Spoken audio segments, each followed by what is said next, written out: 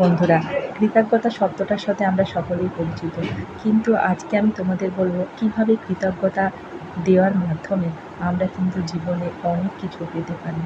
কি পেতে পারি কিন্তু সেটা বড় কথা নয়, আমরা নিজেকে কিভাবে ল্যাক ফিলিংস মানে মনে হয় যদি আমার কাছে কিছু নেই, আমার সাথেই কেন এরকম হলো, কেন আমার এত কম অর্থ, সেই ফিলিংসটাকে দূর করার জন্যে আমরা কিন্তু নিজের ব্লেসিংসকে কাউন্ট করবো।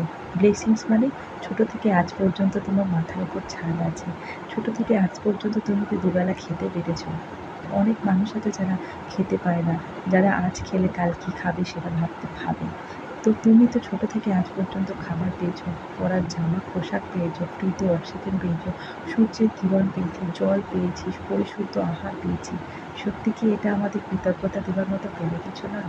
দেখো, এইভাবে যখন তুমি কৃতজ্ঞতা বা ব্লেসিংসগুলোকে কাউন্ট করবে, ভগবান তোমাকে কিন্তু দুহাত করে দেবে।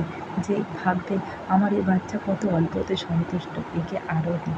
যে চায়, যে ঠাকুরের কাছে গেলে সবসময় শুধু নিজের চাওয়াগুলোকে প্রকাশ করে, তো ভগবান বা তোমার ইষ্ট তাতে কিন্তু একটু নারাজি হয়। সুতরাং নিজের ব্লেসিংসকে কাউন্ট করো আর দেখো সত্যি তুমি অসীম পেয়ে যাও। ধন্যবাদ।